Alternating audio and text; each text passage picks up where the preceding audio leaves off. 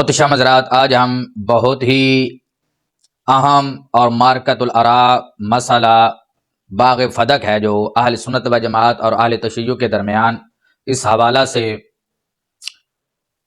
کچھ گزارشات آپ حضرات کے سامنے پیش کرنا چاہتے ہیں۔ محتشم حضرات، مسئلہ فدق کے حوالہ سے جو گفتگو ہے اس کو کچھ حصوں میں تقسیم کیا جائے گا۔ سب سے پہلے گفتگو اس حوالہ سے ہوگی کہ جو باغ فدق ہے یہ کون سی جائیداد تھی؟ آقا علیہ الصلوۃ والسلام کی یہ ذاتی ملکیت تھی یا یہ بیت المال کا مال تھا؟ اور آقا علیہ الصلوۃ والسلام اس کو بطور نگران آقا علیہ الصلوۃ والسلام اس میں تصرف فرماتے تھے۔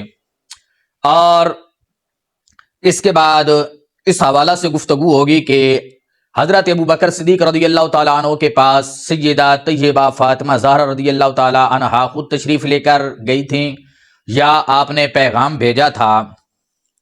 اور جب سیدہ فاطمہ زہرا رضی اللہ تعالیٰ عنہا ابو بکر صدیق رضی اللہ تعالیٰ عنہ سے آپ نے مطالبہ کیا فدق کا، آپ نے دعویٰ ہبہ کا کیا تھا یا وراثت کا دعویٰ کیا تھا؟ اور یہ بھی ساتھ واضح کر دیا جائے گا کہ سیدہ فاطمہ زہرا رضی اللہ تعالیٰ عنہا نے فقط دعویٰ کیا تھا یا ازواج مطہرات اور حضرت عباس رضی اللہ تعالیٰ عنہم نے بھی دعویٰ کیا تھا؟ اس کے علاوہ اس حوالہ سے گفتگو ہوگی کہ سیدہ فاطمہ زہرا رضی اللہ تعالیٰ عنہا اور حضرت ابو بکر صدیق رضی اللہ تعالیٰ عنہ کے درمیان کون سی گفتگو ہوئی تھی، اور حضرت ابو بکر صدیق رضی اللہ تعالیٰ عنہ نے جو حدیث مبارکہ سیدہ فاطمہ زہرا رضی اللہ تعالیٰ عنہا کے سامنے پیش کی، کیا وہ حدیث مبارکہ قرآن مجید کی دیگر آیات کے مخالف ہے جن میں انبیاء کی میراث کا ذکر ہے؟ اور یہ بھی واضح کر دیا جائے گا کہ انبیاء کی میراث کا جو ذکر قرآن مجید میں آیا ہے اس سے کون سی میراث مراد ہے؟ میراث علمی مراد ہے یا میراث مالی مراد ہے؟ اس حوالے سے پھر گفتگو کی جائے گی کہ اگر انبیاء کی میراث تقسیم نہیں ہوتی تو آقا علیہ الصلوۃ والسلام کی وفات کے بعد ازواج مطہرات کو پھر حجروں سے کیوں نہیں نکالا گیا؟ ازواج مطہرات کو حجرے کیا بطور وراثت ملے تھے یا ان کی ذاتی ملکیت تھی؟ اور یہ بھی واضح کیا جائے گا کہ حضرت علی المرتضیٰ شیر خدا رضی اللہ تعالیٰ عنہ کو حضرت ابو بکر صدیق نے جو دل اور تلوار دی تھی، کیا بطور میراث دی تھی یا وقف کا مال ہونے کی وجہ سے دیگر مسلمانوں کی طرح ان کو بھی دیا تھا؟ اور یہ بھی واضح کیا جائے گا کہ فدق کے علاوہ دیگر جو مال فہ کی زمینیں تھیں، حضرت عمر رضی اللہ تعالیٰ عنہ نے 2 سال خلافت فرمانے کے بعد حضرت عباس اور حضرت علی المرتضیٰ شیر خدا رضی اللہ تعالیٰ عنہما کو اور میراث دیے تھے یا ان کو ان زمینوں کا نگران بنایا تھا، اور یہ شرط لگائی تھی کہ جس طرح ابو بکر صدیق اور نبی علیہ الصلوۃ والسلام اور 2 سال تک حضرت عمر نے اس میں معاملات کیے ہیں، جہاں جہاں انہوں نے خرچ کیا ہے وہاں خرچ کیے کریں گے، یہ شرط لگا کر دیے تھے یا بطور میراث دیے تھے؟ اور یہ بھی واضح کر دیا جائے گا کہ حضرت عمر بن عبدالعزیز نے جو مرمانیوں سے لے کر باغ فدق کی زمین کو اہل بیت کو بطور میراث دے دیا تھا یا اسی طرح اس کو وقف کر دیا تھا جس طرح نبی علیہ السلام کے دور اطہر اور خلفائے راشدین کے دور اطہر اور حضرت امام حسن حسین کے دور اطہر میں وہ تھا؟ یہ باغ فدق کون سی زمین تھی اور اس باغ فدق کے مصارف کون کون سے ہیں؟ یہ ایک خیبر کے قریب گاؤں تھا۔ جب خیبر فتح ہو گیا تو فدق کے رہنے والے جو یہودی تھے انہوں نے دیکھا کہ مسلمانوں نے خیبر کو فتح کر لیا ہے تو مسلمان ہماری طرف چڑھائی کریں گے تو ہم پہ بھی فتح حاصل کر لیں گے، لہذا جب یہ صورتحال انہوں نے دیکھی تو یہودیوں نے بغیر جنگ کے شکست کو تسلیم کرتے ہوئے یہ فدق کی جو زمین تھی یہ مسلمانوں کے حوالے کر دی۔ فدق جو تھا یہ پانی کے چشمے کی وجہ سے، اناج کی وجہ سے اور کھجوروں کی وجہ سے بہت مشہور و معروف تھا۔ یہ باغ فدق کو بغیر جنگ کے مسلمانوں کو حاصل ہوا۔ تو میں آگے جا کے عرض کرتا ہوں کہ فدق کے جو مصارف ہیں، یعنی فدق یہ مال فہ ہے اور مال فہ کے جو مصارف ہیں قرآن مجید میں وہ پیش کروں گا۔ مال غنیمت اس کو کہا جاتا ہے جو جنگ سے مسلمانوں کو مال حاصل ہو، اس کو مال غنیمت کہا جاتا ہے۔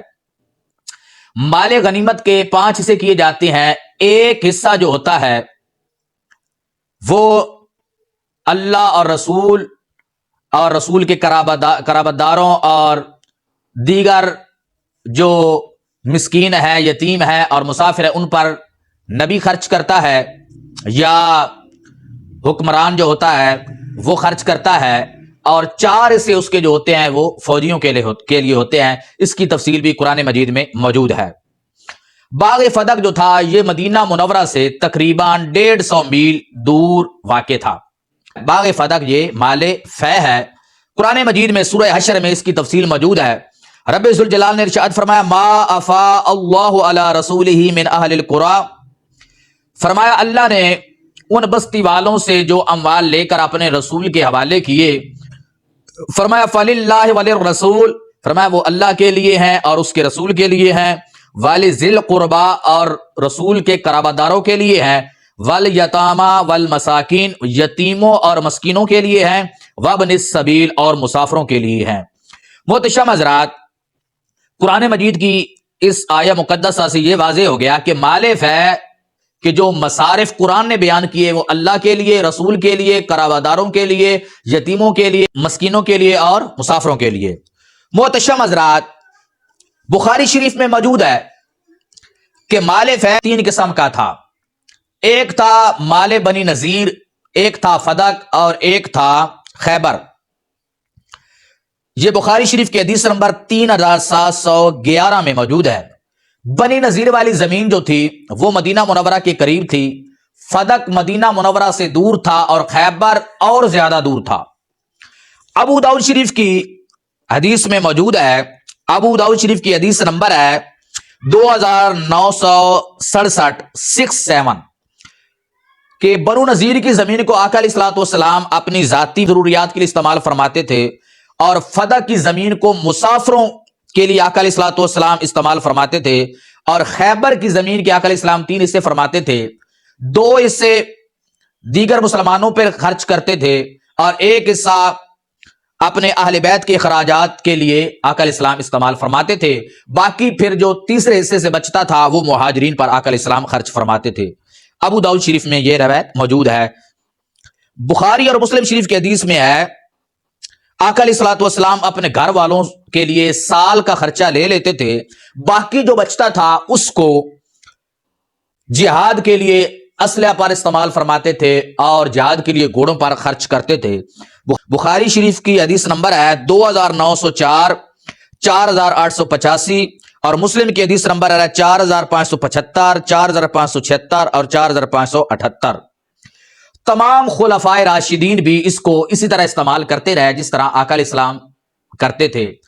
حضرت ابو بکر صدیق، حضرت عمر رضی اللہ تعالی عنہ، حضرت عثمان غنی اور حضرت علی المرتضی شیر خدا رضی اللہ تعالی عنہ. اور حضرت علی المرتضی شیر خدا رضی اللہ تعالی عنہ کا اپنے دور خلافت میں باغ فدق کو نہ لینا بطور میراث اس بات کی دلیل ہے کہ ان کا بھی اس بات پہ عقیدہ اور نظریہ تھا کہ یہ جو فدق ہے یہ ذاتی ملکیت نہیں بن سکتا، بلکہ یہ وقف کا مال ہے اور اس کو اسی طرح استعمال کیا جائے گا جس طرح اللہ کا رسول استعمال کرتا تھا اور جس طرح قرآن مجید نے استعمال کرنے کا حکم ارشاد فرمایا ہے. جس میں سیدہ کو کھڑا رکھا جائے. سیدہ فاطمہ زہرا رضی اللہ تعالی عنہا حضرت ابو بکر صدیق رضی اللہ تعالی عنہ کے پاس خود تشریف لے کر گئی تھیں میراث کا مطالبہ کرنے کے لیے، یا آپ نے پیغام بھیجا تھا. اہل تشیع حضرات کی طرف سے اس کے حوالہ سے متضاد باتیں ملتی ہیں اور طرح طرح کی کہانیاں سننے کو ملتی ہیں جس میں سیدہ فاطمہ زہرا رضی اللہ تعالی عنہا کی توہین ثابت ہوتی ہے کہ سیدہ فاطمہ زہرا رضی اللہ تعالی عنہا حضرت ابو بکر صدیق رضی اللہ تعالی عنہ کے دربار میں 3 گھنٹے 2 گھنٹے 40 عورتوں کے جرمٹ میں کھڑی رہیں، اور یہ بیان کیا جاتا ہے کہ تمام لوگ دربار میں بیٹھے رہے اور سیدہ فاطمہ زہرا جن کے لیے اللہ کا نبی استقبال کے لیے کھڑا ہو جاتا تھا ان کو کھڑے رکھا گیا اور نعوذ باللہ ان پر طرح طرح کے ظلم کیے گئے. محترم حضرات، اگر حقیقت کو دیکھا جائے تو یہ واقعہ نبی علیہ السلام کی وفات کے کچھ دن بعد ہوا، اور حضرت ابو بکر صدیق رضی اللہ تعالی عنہ نے کوئی علیحدہ دربار نہیں بنایا تھا، بلکہ حضرت ابو بکر صدیق رضی اللہ تعالی عنہ نے اپنی 2.5 سالہ دور خلافت میں تمام مسائل جو حل کیے ہیں وہ مسجد نبوی میں بیٹھ کر آقا علیہ السلام کے مصلی پر بیٹھ کر آپ نے حل کیے ہیں۔ اور یہ بھی آپ کے علم میں ہونا چاہیے کہ سیدہ فاطمہ زہرا رضی اللہ تعالی عنہا کا جو گھر مبارک تھا وہ مسجد نبوی کے بالکل متصل تھا۔ اہل تشیع کا تو نظریہ بھی یہ ہے کہ سیدہ فاطمہ زہرا کے گھر کا جو دروازہ تھا وہ مسجد نبوی میں کھلتا تھا۔ اب آپ زیبا کار پھر دیکھ لیں کہ ان لوگوں کی جو کہانی ہے اس کی کتنی حقیقت رہ جاتی ہے۔ اور جب ہم احادیث کا مطالعہ کرتے ہیں تو ہمیں یہ نتیجہ ملتا ہے کہ سیدہ فاطمہ زہرا رضی اللہ تعالی عنہا خود تشریف لے کر نہیں گئی بلکہ آپ نے پیغام بھیجا ہے۔ بخاری شریف میں ارسلت کے الفاظ موجود ہیں کہ آپ نے پیغام بھیجا۔ بخاری شریف میں یہ روایت نمبر جس میں پیغام بھیجنے کا ذکر ہے یہ بہت سے مقام پر ذکر کی گئی ہے، 3711، 4240 اور 4241، اور مسلم شریف میں 4580 اور ابو داؤد شریف کی حدیث نمبر 2968 ہے۔ اس میں ارسلت کے الفاظ موجود ہیں، یعنی بخاری شریف میں اکثر اور مسلم شریف اور ابو داؤد شریف میں اکثر مقام پہ جو یہ حدیث ذکر کی گئی ہے میراث والی، تو یہ ذکر کیا گیا ہے کہ ارسلت آپ نے پیغام بھیجا۔ اور بخاری شریف کے ایک مقام پر یہ روایت ذکر کی گئی ہے کہ سالت آپ نے سوال کیا، تو محتشم حضرات اکثر میں ہے کہ ارسلت آپ نے پیغام بھیجا، اور حدیث نمبر 4035 اور 4725 میں ہے کہ آپ تشریف لے گئی اور آپ نے حضرت ابو بکر صدیق سے اس بارے میں سوال کیا۔ تو محتشم حضرات اکثر میں ہے کہ آپ نے پیغام بھیجا۔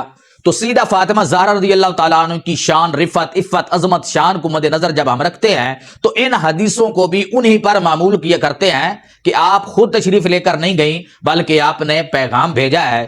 کیونکہ جب ہم ازواج مطہرات کے بارے میں دیکھتے ہیں، موطا امام محمد کی حدیث نمبر 319 اور موطا امام مالک کی حدیث نمبر 27 اور بخاری شریف میں 6730، مسلم شریف میں 4579 اور ابو داؤد شریف میں 2977 نمبر حدیث ہے کہ ازواج مطہرات نے ارسلت یا اردنا کے الفاظ ہے کہ ازواج مطہرات نے ارادہ کیا کہ میراث کا مطالبہ جب کرنا چاہا کہ ارادہ کیا کہ حضرت عثمان غنی رضی اللہ تعالیٰ عنہ کو حضرت ابو بکر صدیق رضی اللہ تعالیٰ عنہ کے پاس بھیجیں۔ ازواج مطہرات تو آدمی کو بھیج کے پیغام بھجوا رہی ہیں، اور فاطمہ زہرا رضی اللہ تعالیٰ عنہ کو جب ہم دیکھتے ہیں تو ان کی شان اور عظمت کو دیکھتے ہوئے اسی بات پر معمول کیا جاتا ہے کہ انہوں نے بھی پیغام بھیجا ہے، وہ خود تشریف لے کر نہیں گئیں۔ بعض اوقات ایسا ہوتا ہے کہ ایک چیز کو جو حقیقت پر معمول اس کو نہیں کیا جاتا بلکہ اس کا قرائن کی وجہ سے مجازی معنی مراد لے لیا جا سکتا ہے۔ اس کی مثال جیسے بنل امیر المدینہ تھا، بادشاہ نے شہر کو تعمیر کیا، تو ظاہری بات ہے بادشاہ نے خود تعمیر نہیں کیا ہوا آگیا کہ اس نے کرنڈی اور تیسی لے کے خود تعمیر کرنا شروع کر دیا ہو، بلکہ حقیقت یہ ہے کہ اس نے تعمیر کرایا ہوگا مزدوروں سے، لیکن مجازی طور پر نسبت بادشاہ کی طرف کر دی گئی۔ اسی طرح ہم اس حدیث کو بھی مجازی معنی پر معمول کر سکتے ہیں کہ سیدہ فاطمہ زہرا جس میں ذکر ہے کہ آپ تشریف لے کر گئی ہیں، تو اس سے مراد یہ ہے کہ سیدہ فاطمہ زہرا رضی اللہ تعالی عنہا نے پیغام بھیجا ہے۔ جو حضرت ابو بکر نے اپنی جلائی ہیں، میرے معلومات میں تقریباً 600 روایت تھی۔ نہیں اپنی جو اپنی۔ لکھی، اچھا 640 میں عددی حافظہ میرا زیادہ نہیں، وہ جو بھی ہے، جو بھی فکر ہے، جو احادیث انہوں نے لکھی ہوئی تھی وہ انہوں نے اپنی لکھی ہوئی احادیث جلائی ہیں۔ جی محتشم حضرات، جب ہم حضرت سیدہ فاطمہ زہرا رضی اللہ تعالی عنہا اور حضرت ابو بکر صدیق رضی اللہ تعالی عنہ کا معاملہ جو ہوا، صدیق اکبر رضی اللہ تعالی عنہ نے سیدہ فاطمہ زہرا رضی اللہ تعالی عنہ کو حدیث مبارکہ سنائی، وہ پیش کرتے ہیں۔ تو اہل تشیع حضرات اور فضل ہمدرد جو شیعوں کا حمیتی ہے، نام نہاد سنی بنا ہوا ہے، حقیقت میں وہ شیعہ ہے، وہ کہتا ہے کہ سیدہ فاطمہ زہرا رضی اللہ تعالی عنہا کو جو حضرت ابو بکر صدیق نے حدیث سنائی تھی وہ آپ نے کہاں سے لی تھی؟ کتابوں میں تو یہ بات ملتی ہے کہ حضرت ابوبکر صدیق رضی اللہ تعالیٰ عنہ نے 500 احادیث کا مجموعہ جلا دیا تھا. تو یہ حدیث حضرت ابوبکر صدیق نے کہاں سے لے لی؟ محتشم حضرات، تذکرۃ الحفاظ کی اہل تشیع اور فضل ہمدرد روایت پیش کرتا ہے کہ حضرت ابوبکر صدیق رضی اللہ تعالیٰ عنہ نے 500 احادیث کا مجموعہ منگایا اور ان کو جلا دیا. تذکرۃ الحفاظ کی جلد نمبر 1 ہے اور صفحہ نمبر 5 ہے. محتشم حضرات، ہمارے علماء نے جن روایات کو رد کرنے کے لیے اپنی کتابوں میں ذکر کیا ہے، یہ لوگ انہی کے کھاتے میں ڈال دیتے ہیں کہ انہوں نے یہ روایت ذکر کی ہے. علامہ ذہبی علیہ رحمہ نے اس روایت کو ذکر کرنے کے بعد فرمایا فہذا لا یصح، فرمایا یہ روایت صحیح نہیں ہے. اس کے تقریباً تمام راویوں پر جرح موجود ہے. 2 راویوں پر جرح جو ہے میں آپ حضرات کے سامنے پیش کر دیتا ہوں. ایک راوی ہے محمد بن موسیٰ. امام دارقطنی نے فرمایا لیس بالقوی، وہ قوی نہیں ہے. سوالات الحاکم للدارقطنی صفحہ نمبر 221 پر. اور ایک راوی ہے علی بن سہل. حافظ بن کثیر نے مسند صدیق میں فرمایا وعلی بن سہل لا یعرف، علی بن سہل پہچانا نہیں جاتا، یعنی معروف نہیں ہے. بھائی جس کو جانتا کوئی نہیں ہے، اس کی روایت صدیق اکبر رضی اللہ تعالیٰ عنہ جیسی عظیم ہستی کے بارے میں ہم کیسے قبول کر سکتے ہیں؟ تو یہ واضح کر دوں کہ سیدہ فاطمہ زہرا رضی اللہ تعالیٰ عنہا اور ابو بکر صدیق رضی اللہ تعالیٰ عنہ کے درمیان کون سی گفتگو ہوئی. سیدہ عائشہ صدیقہ رضی اللہ تعالیٰ عنہ اس حدیث مبارکہ کی راویہ ہیں. بخاری شریف میں 6726 نمبر موجود ہے. حضرت ابو بکر صدیق رضی اللہ تعالیٰ عنہ نے سیدہ فاطمہ زہرا رضی اللہ تعالیٰ عنہا سے فرمایا کہ لا نورث ما ترکنا صدقہ انما یاکل آل محمد ھذا المال. فرمایا آقا علیہ السلام نے فرمایا کہ ہم جو کچھ چھوڑتے ہیں وہ صدقہ ہوتا ہے، اور فرمایا آل محمد یہ جو آقا علیہ السلام کا چھوڑا ہوا مال ہے اس سے کھا سکتے ہیں لیکن وارث نہیں بن سکتے، کیونکہ آقا علیہ السلام نے فرمایا لا نورث، ہم وارث نہیں بناتے. اور فرمایا واللہ لقرابۃ رسول اللہ صلی اللہ علیہ وسلم احب الی ان اصل من قرابتی. فرمایا اللہ کی قسم رسول اللہ کے قرابت داروں کے ساتھ صلہ رحمی کرنا مجھے زیادہ پسند ہے اپنے قرابت داروں سے. فرمایا ایک ہے میرے قرابت دار، ایک ہے رسول اللہ کے قرابت دار. فرمایا میں رسول اللہ کے قرابت داروں سے صلہ رحمی کروں، یہ مجھے زیادہ پسند ہے کہ میں اپنے رشتہ داروں سے صلہ رحمی کروں. اور بخاری شریف میں 4240 نمبر حدیث ہے، آپ نے فرمایا وَإِنِّي وَاللَّهِ لَا أُغَيِّرُ شَيْئًا مِّن صَدْقَةِ رَسُولِ اللَّهِ صلی اللہ علیہ وسلم عَنْهَا الَّتِي كَانَ عَلَيَّ فِي عَهْدِ رَسُولِ اللَّهِ صلی اللہ علیہ وسلم وَلَا أَعْمَلَنَّ فِيهَا بِمَا عَمِلَ بِهِ رَسُولُ اللَّهِ صلی اللہ علیہ وسلم. آپ نے فرمایا کہ اللہ کی قسم رسول اللہ کا جو صدقہ ہے اس کو میں تبدیل نہیں کر سکتا. فرمایا جس حال میں آقا علیہ السلام کی دور اطہر میں صدقہ تھا اور اس صدقہ میں جیسا عمل رسول اللہ کرتے تھے، فرمایا اللہ کی قسم اسی طرح عمل کروں گا. اور جامع ترمذی میں جلد نمبر 1 اور صفحہ نمبر 290 پر حدیث موجود ہے. حضرت ابو بکر صدیق نے کہا کہ میں نے آقا علیہ السلام سے سنا ہے لا نورث، کہ ہم وارث نہیں بناتے. اور حضرت ابو بکر صدیق نے فرمایا ولیکن اعول من کان رسول اللہ صلی اللہ علیہ وسلم یعولہ وَأُنْفِقُ عَلَى مَنْ كَانَ رَسُولُ اللَّهِ يُنْفِقُ عَلَيْهِ. فرمایا لیکن میں ان کی عیالداری کروں گا جن کی رسول اللہ عیالداری کرتے تھے. فرمایا جن پر رسول اللہ خرچ کرتے تھے میں انہی پر خرچ کروں گا. محتشم حضرات، اور اہل تشیع اور اہل سنت و جماعت کی کتابوں میں یہ بھی ملتا ہے کہ حضرت ابو بکر صدیق رضی اللہ تعالیٰ عنہ نے فرمایا کہ میرا مال حاضر ہے، آپ جس طرح تصرف کرنا چاہیں کر سکتی ہیں. ابو بکر کا مال حاضر ہے آپ کے لیے.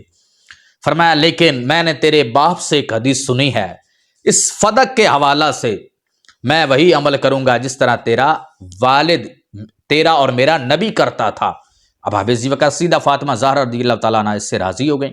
خبر واحد کے مقابلے میں اگر قرآن یا قرآن مجید سے اگر خبر واحد ٹکرا رہی ہو تو کس کو لیں گے؟ کس کو لیں گے؟ ہم قرآن مجید کو لیں گے. یہ سب کے یہاں اصول ہے. تو یہ جو روایت ہے نحن معاشر الانبیاء لا نورث ما ترکنا صدقہ، یہ بالکل قرآن مجید کی آیت کے مخالف ہے.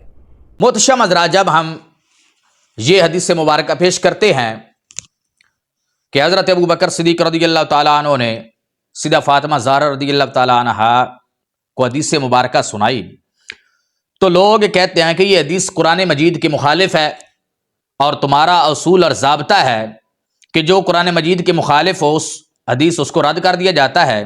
وہ آگے سے یہ قرآن مجید کی آیت پیش کرتے ہیں کہ قرآن فرماتا ہے یوصیکم اللہ فی اولادکم للذکر مثل حظ الانثیین، فرمایا اللہ تمہیں تمہاری اولاد کے بارے میں وصیت کرتا ہے، حکم دیتا ہے کہ لڑکے کا حصہ دو لڑکیوں کے برابر ہے۔ تو وہ کہتے ہیں یہ کم ضمیر جو ہے یہ عام ہے، اس میں اللہ کا نبی بھی موجود ہے، لہذا دوسرے لوگ جس طرح وارث اپنے بناتے ہیں اس طرح اللہ کا نبی بھی اپنے وارث بنائے گا۔ تو محتشم حضرات، اہل سنت و جماعت نے ان کو جواب دیا کہ بھائی یہ جو کم ضمیر ہے اس سے مراد امت ہے، نبی اس میں داخل نہیں ہے۔ قرآن مجید میں بہت سے ایسے مقام ہیں جن میں آقا علیہ الصلوۃ والسلام مراد نہیں ہوتے، امت مراد ہوتی ہے۔ ہم بہت سی مثالیں پیش کر سکتے ہیں۔ ایک مثال سورہ نساء کی آیت نمبر 3 سے پیش کرتے ہیں، فرمایا فَانْكِحُوا مَا طَابَ لَكُم مِّنَ النِّسَاءِ مَثْنَىٰ وَثُلَاثَ وَرُبَاعَ، فرمایا نکاح کرو عورتوں میں سے تمہیں جو پسند آئیں، 2 سے 3 سے 4 سے۔ فَانْكِحُوا، تم نکاح کرو، یہ جو فَانْكِحُوا ہے خطاب، اس میں نبی داخل نہیں ہے۔ قرآن مجید کی یہ آیہ مقدسہ واضح کر رہی ہے کہ 4 سے اوپر کوئی شادی نہیں کر سکتا، 4 سے اوپر شادیاں نہیں کر سکتا، لیکن قرآن مجید کے اس خطاب میں نبی داخل نہیں ہے، کیونکہ آقا علیہ الصلوۃ والسلام کو 4 سے اوپر شادیاں کرنے کی اجازت سی، اور واضح قرآن مجید سے یہ ثبوت ملتا ہے۔ محتشم حضرات، معلوم ہو گیا کہ قرآن مجید میں کہیں ایسے مقام ہیں جہاں امت مراد ہوتی ہے، نبی مراد نہیں ہوتا۔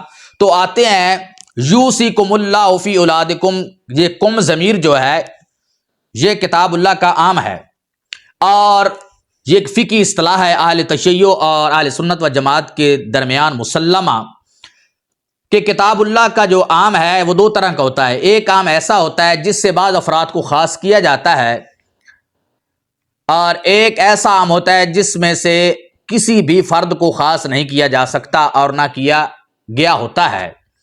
یوصیکم والا جو کم ضمیر ہے یہ جو عام ہے یہ ایسا عام ہے کہ اس سے بعض افراد کو اہل سنت و جماعت اور اہل تشیع دونوں نے بعض افراد کو اس سے خارج کیا ہے۔ اگر اس کم کو جو عام ہے اس کو کہا جائے کہ اس سے کوئی بھی فرد خارج نہیں ہو سکتا، تو یہ اہل سنت و جماعت اور اہل تشیع دونوں کے نزدیک یہ باطل ہے۔ مثال کے طور پر کافی میں، شیعہ کی کافی میں یہ موجود ہے کہ فرمایا لا میراث للقاتل، قاتل کے لیے میراث نہیں ہے، مطلب جس نے وارث بننا تھا اس نے اپنے مورث کو قتل کر دیا تو یہ اب اس کا وارث نہیں بن سکتا۔ قرآن مجید کو اگر دیکھا جائے، کتاب اللہ کا عام دیکھا جائے تو قاتل کو بھی وارث بننا چاہیے تھا، لیکن اس عام سے لا میراث للقاتل کو والی حدیث کی وجہ سے قاتل کو خاص کر لیا کہ قاتل وارث نہیں بن سکتا۔ اسی طرح کافی میں یہ موجود ہے روایت لا یرث الکافر المسلم، کہ کافر مسلمان کا وارث نہیں بن سکتا۔ کتاب اللہ کو دیکھا جائے تو کافر مسلمان، کافر کا اور کافر مسلمان کا وارث بننا چاہیے، لیکن اس حدیث مبارکہ کی وجہ سے کافروں کو خاص کر لیا گیا کہ کافر مسلمانوں کے وارث نہیں بن سکتے۔ اہل سنت اور اہل تشیع دونوں حضرات اس بات کے قائل ہیں کہ اگر جس نے وارث بننا ہے وہ کافر ہے، مورث مسلمان ہے، تو اب کافر کو ورثہ میں کوئی چیز نہیں ملے گی۔ محتشم حضرات، اسی طرح شیعہ کی کتاب من لا یحضرہ الفقیہ میں ہے کہ ما وارث رسول اللہ عباس و علی، اللہ کے رسول کے حضرت علی اور حضرت عباس وارث نہیں بنے۔ اہل سنت و جماعت اس بات کے قائل نہیں ہیں، لیکن اہل تشیع اس بات کے قائل ہیں کہ حضرت عباس رضی اللہ تعالی عنہ سرکار کے وارث نہیں بنے۔ یہ انہوں نے جو روایت بنائی ہے اس روایت کی وجہ سے وہ حضرت عباس کو کتاب اللہ کے اس عام سے خارج کر رہے ہیں۔ اگر کتاب اللہ کے عام کو دیکھا جائے تو حضرت عباس رضی اللہ تعالیٰ عنہ کو بطور اسبہ ورثہ ملنا چاہیے تھا اگر سرکار کی میراث تقسیم ہوتی تو، لیکن اس روایت کی وجہ سے انہوں نے کتاب اللہ کے اس عام سے حضرت عباس کو خاص کر لیا۔ اور اسی طرح اصول کافی میں روایت موجود ہے، اہل تشیع کے نزدیک یہ مسلمہ ہے اور ان کا عقیدہ اور نظریہ ہے، اہل سنت و جماعت اس بات کے قائل نہیں ہے۔ فرمایا ان النساء لا یرثنا من العقار شیئا، فرمایا زمین کی وارث عورتیں نہیں ہوتی۔ یہاں مطلق کہا گیا کہ عورتیں ہیں وہ زمین کی وارث نہیں بن سکتی، ان کو وراثت میں سے زمین، اگر مورث نے کوئی زمین چھوڑی ہے تو وارث عورت زمین کی حصہ نہیں لے سکتی۔ محتشم حضرات، اہل تشیع نے کتاب اللہ کے اس عام سے عورتوں کو خاص کر لیا اس روایت کی وجہ سے، اگر یہ اہل سنت و جماعت کا عقیدہ اور نظریہ یہ نہیں ہے، یہ اہل تشیع کا نظریہ ہے۔ محتشم حضرات، جب ان روایات کی وجہ سے اس کتاب اللہ کے عام سے اہل تشیع حضرات ان لوگوں کو خارج کر رہے ہیں، خاص کر رہے ہیں، تو محتشم حضرات کلیہ اور قاعدہ یہ ہے کہ جب کسی عام سے کچھ لوگوں کو خاص کر لیا جائے تو مزید اور لوگوں کو خاص کرنا ہو تو خبر ویز سے بھی خاص کیا جا سکتا ہے۔ یہ اہل سنت و جماعت اور اہل تشیع دونوں کا عقیدہ اور نظریہ ہے، لیکن جب ہم انبیاء کی میراث والی روایت کو دیکھتے ہیں تو وہ صرف خبر واحد نہیں ہے بلکہ وہ حد تواتر تک پہنچی ہوئی ہے، اس کے بہت زیادہ راوی ہیں۔ محتشم حضرات، اس کے ایک راوی ہیں حضرت ابو بکر صدیق رضی اللہ تعالیٰ عنہ، حضرت عمر رضی اللہ تعالیٰ عنہ، حضرت عثمان غنی رضی اللہ تعالیٰ عنہ، حضرت علی المرتضیٰ شیر خدا، حضرت سعد بن ابی وقاص، حضرت عباس، حضرت عبد الرحمن بن عوف، زبیر بن عوام، حضرت ابو ہریرہ، حضرت عائشہ، حضرت طلحہ، حضرت حذیفہ، حضرت ابن عباس، یہ تقریباً 1 درجن سے زیادہ راوی ہیں۔ صحیح بخاری میں، صحیح مسلم میں، بخاری شریف کی 5358، صحیح مسلم کی 1757، اور امام نسائی نے السنن الکبری کی جلد نمبر 6 اور صفحہ نمبر 98 اور روایت نمبر 6273 میں یہ بات ذکر کی ہے۔ اس کے علاوہ مجموع زوائد میں بھی یہ روایت مجموع زوائد میں بھی موجود ہے کہ 7139، صحیح مسلم میں ابو ہریرہ سے روایت موجود ہے 1761، امام طبرانی نے اوسط میں، امام نور الدین حیثمی نے مجموع زوائد میں 14287 میں سے حضرت سیدنا عباس سے اور ابن عباس سے روایت ذکر کی ہے۔ تو معلوم ہوا اباب ذی وقار اگر اہل تشیع اتنے افراد کو ان روایات کی وجہ سے خاص کر رہے ہیں تو یہ جو حد تواتر تک روایت پہنچی ہوئی ہے، اس روایت کی وجہ سے انبیاء کو خاص اس کتاب اللہ کے عام سے کیوں نہیں کیا جا سکتا؟ معلوم ہوا گیا کہ انبیاء وارث نہیں ہوتے۔ قرآن مجید کی اس آیت مقدسہ سے کے خلاف نہیں ہے یہ حدیث مبارکہ، بلکہ اس حدیث مبارکہ کے تحت انبیاء کو اس عام سے خاص کر لیا گیا ہے۔ یرثنی و یرث من آل یعقوب وورث سلیمان داؤد، سلیمان داؤد کے وارث ہوئے۔ محتشم حضرات، پھر اہل تشیع سوال کرتے ہیں کہ قرآن مجید میں موجود ہے وارث سلیمان و داؤد، کہ حضرت سلیمان علیہ السلام داؤد علیہ السلام کے وارث بنے۔ وہ کہتے ہیں کہ جب حضرت سلیمان علیہ السلام داؤد علیہ السلام کے وارث بن رہے ہیں تو سلیمان علیہ السلام بھی نبی ہیں اور حضرت داؤد علیہ السلام بھی نبی ہیں، تم کہتے ہو انبیاء کے وارث نہیں ہوتے۔ محتشم حضرات، یہ بات آپ سمجھ لیں کہ وراثت کی 2 قسمیں ہیں، ایک وراثت مالی ہوتی ہے، ایک وراثت علمی ہوتی ہے۔ تو نبیوں کا جو وارث بنتا ہے وہاں علمی مراد ہوتی ہے، وراثت مالی مراد نہیں ہوتی۔ یہاں بھی وراثت علمی مراد ہے، وراثت مالی مراد نہیں ہے، کیونکہ اہل تشیع کی کتاب ناسخ التاریخ میں موجود ہے صفحہ نمبر 270 پر کہ حضرت سلیمان علیہ السلام کے اور بھائی بھی تھے، حضرت داؤد علیہ السلام کے تقریباً 19 یا 17 بیٹے تھے، تو یہاں ایک کے وارث بننے کا ذکر ہے، تو دیگر جو حضرت سلیمان علیہ السلام کے بھائی تھے اور داؤد علیہ السلام کے شہزادے تھے ان کو وراثت سے محروم کیوں کیا گیا؟ پھر معلوم ہو گیا کہ یہاں وارث وراثت جو ذکر کی گئی ہے وہ خاص وراثت ہے، کہ اس خاص وراثت کے وارث صرف حضرت سلیمان علیہ السلام بنے ہیں، وہ علمی وراثت مراد ہے اور نبوت مراد ہے۔ دوسرا، حضرت سلیمان علیہ السلام کی یہاں فضائل اور مراتب کو بیان کیا گیا ہے۔ اس آیہ مقدسہ کے اینڈ پر فرمایا ان ھذا لہو الفضل المبین، فرمایا یہ اللہ تعالیٰ کا بہت بڑا فضل ہے۔ اب آپ ذی وقار یہ فضیلت بیان کی گئی ہے وراثت والی، اگر یا مالی وراثت مراد ہو تو مالی وراثت کا وارث ہر آدمی بنتا ہے، پھر فضیلت کیسی؟ معلوم ہوا یا مالی وراثت مراد نہیں ہے بلکہ یہاں علمی وراثت مراد ہے، تبھی تو فضیلت بنے گی۔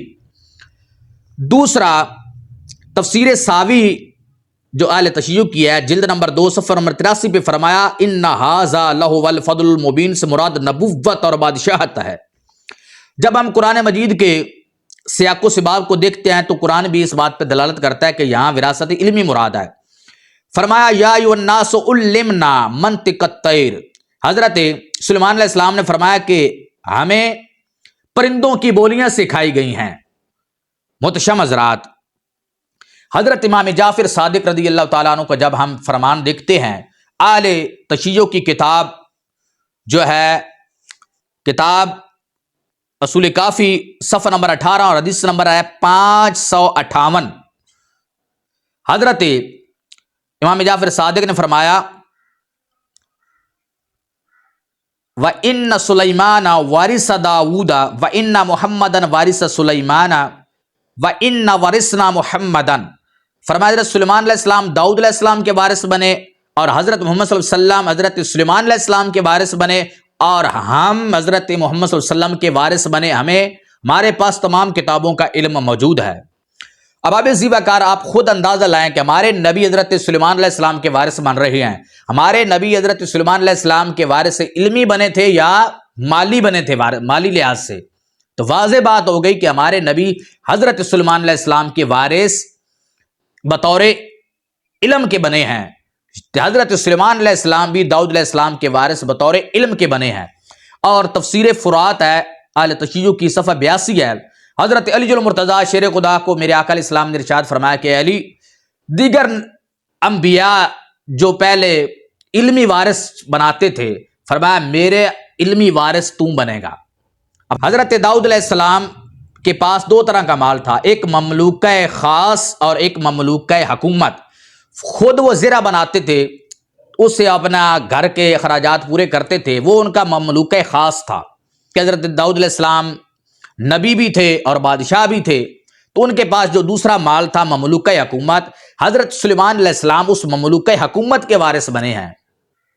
تو وارث سلیمان داؤد، یہاں وہ مملوکہ حکومت مراد ہے، یعنی وراثت علمی اور بطور قدرت کے۔ قرآن مجید کا ہم جہاں مطالعہ کرتے ہیں تو میراث، قبضہ اور حکومت کے معنی میں بھی استعمال ہوا ہے، جیسے رب ذوالجلال نے ارشاد فرمایا للہ میراث السماوات والارض، فرمایا زمین و آسمان کی میراث اللہ کے لیے ہے، یعنی زمین و آسمان کی میں قدرت اور قبضہ جو ہے وہ رب ذوالجلال کا ہے۔ تو معلوم ہو وارث سلیمان داؤد، حضرت سلیمان علیہ السلام حضرت داؤد علیہ السلام کے اختیار اور حکومت کے وارث بنے ہیں۔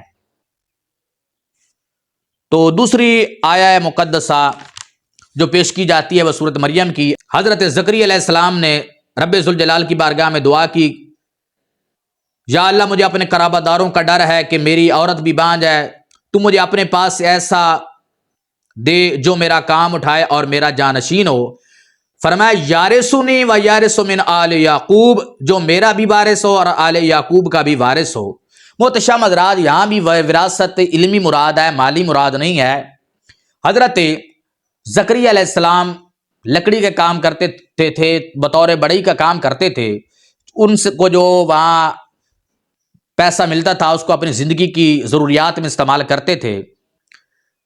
محتشم حضرات، اگر یہ دیکھا جائے کہ آخری عمر میں بڑھاپے میں حضرت زکریا علیہ السلام کو اپنے مال کا فکر تھا تو یہ نبی کی شان کے خلاف ہے، یہاں یہ تصور نہیں کیا جا سکتا، بلکہ ان کو اس بات کا خطرہ تھا کہ میرے بعد کہیں میری قوم گمراہ نہ ہو جائے، مجھے ایسا وارث عطا فرما جو ان کی رہنمائی کرتا رہے۔ اور جب وہ بیٹا مل گیا تو آپ نے کیا فرمایا؟ فرمایا یا یحییٰ خذ الکتاب بقوہ، اے یحییٰ کتاب کو مضبوطی سے پکڑ لو. یہاں یہ نہیں فرمایا یا یحییٰ خذ المال بقوہ کہ مال کو مضبوطی سے پکڑ لو. معلوم ہوا کہ وہ وراثت علمی وہاں مراد ہے، وہ علمی وارث رب ذوالجلال کی بارگاہ سے مانگ رہے تھے. اس کے علاوہ ملا یحضر الفقی مترجم جو اہل تشیع کی کتاب ہے، اس کی جلد نمبر 4 ہے اور صفحہ نمبر 301 ہے. اور رسول کافی میں 2 جگہ یہ روایت موجود ہے.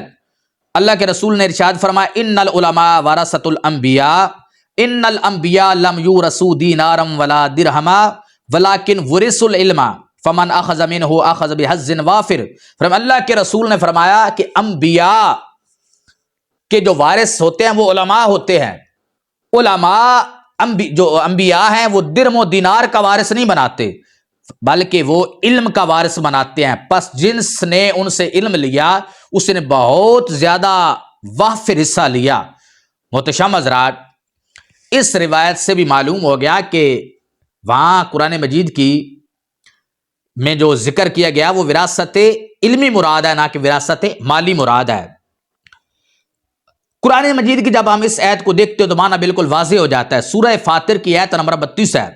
فرمایا ثم اورثنا الکتاب الذین اصطفینا من عبادنا، ہم نے وارث بنا دیا کتاب کا اپنے بندوں میں سے جن کو چن لیا. اورثنا الکتاب، ہم نے کتاب کا وارث بنایا.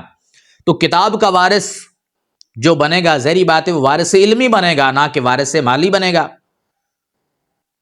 تو واضح ہو گیا کہ جو آیات میں ذکر کیا گیا ہے وہاں وراثت مالی مراد نہیں ہے، وراثت علمی مراد ہے. کیا سرکار کریم کے وصال کے بعد، پردہ فرما جانے کے بعد، کیا ازواج مطہرات کو گھروں سے نکال دیا گیا تھا؟ محتشم حضرات، پھر سوال کر دیا جاتا ہے کہ اگر انبیاء کا کوئی وارث نہیں بنتا تو پھر ازواج مطہرات کو نبی علیہ السلام کی وفات کے بعد حجروں سے کیوں نہیں نکالا گیا؟ ازواج کو بطور ورثہ کے حجرے کیوں دیے گئے؟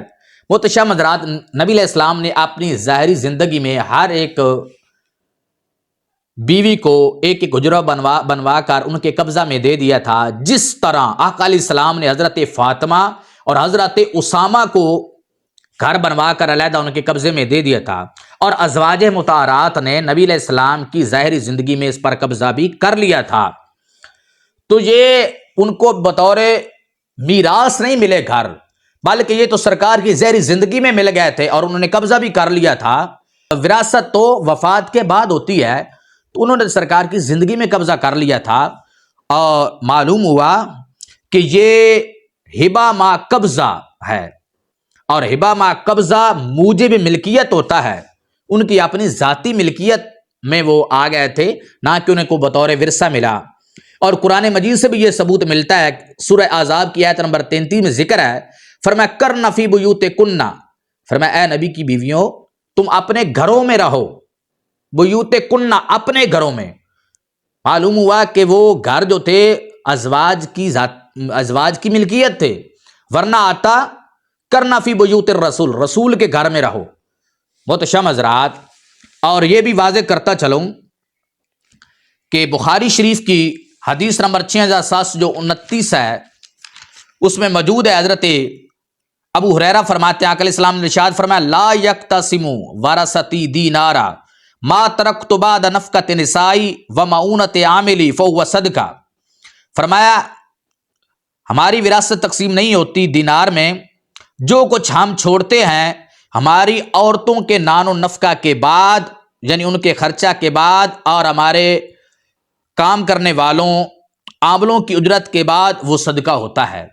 تو محتشم حضرات، کیونکہ نبی علیہ السلام کی ازواج مطہرات نبی کی وفات کے بعد آگے نکاح نہیں کر سکتی، ان کو نان و نفقہ نبی علیہ الصلوۃ والسلام نے یا آگے نبی علیہ الصلوۃ والسلام کے جو جانشین بننے تھے انہوں نے سب کچھ نے دینا تھا. اور یہ بھی آپ حضرات کے لیے واضح کرتا جاؤں، جب ازواج مطہرات کی وفات ہو گئی تو وہ جو مکان تھے نبی کے ازواج کے آگے ورثہ میں نہیں چلے، بلکہ ان کو مسجد نبوی میں شامل کر لیا گیا. امام علی کے پاس رسول اللہ صلی اللہ علیہ وآلہ وسلم کے مال مویشی میں سے وہ خچر جو صفین میں تھا وہ بھی امام علی کے پاس تقسیم ہوا.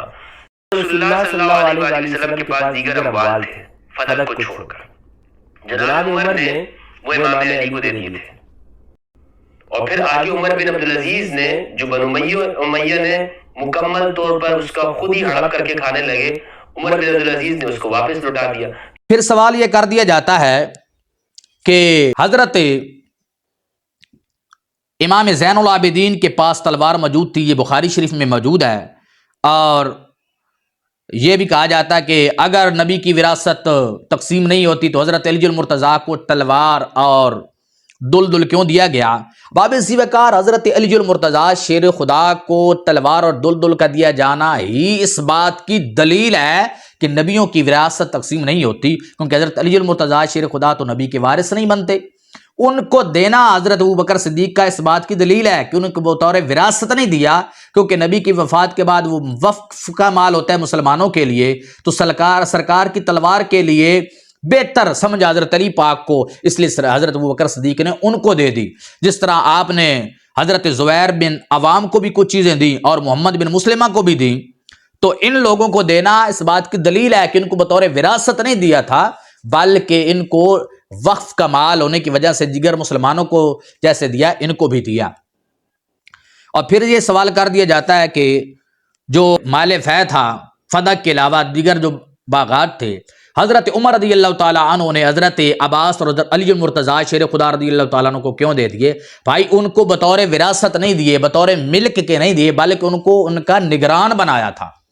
یہ تو بخاری شریف میں روایت موجود ہے، 5358 اور 4033 میں موجود ہے کہ حضرت علی المرتضیٰ شیر خدا اور حضرت عباس کو جب حضرت عمر نے دیا تو یہ شرط لگائی کہ جس طرح اللہ کا نبی ان میں تصرف کرتا تھا اور اللہ کے نبی کے بعد ابو بکر صدیق اور 2 سال تک حضرت عمر نے فرمایا میں کرتا رہا ہوں، اسی طرح تم نے کرنا ہے، یہ شرط لگا کے بطور نگرانی کے ان کے حوالے کیا تھا، نہ کہ بطور وراثت کے ان کو دیا تھا۔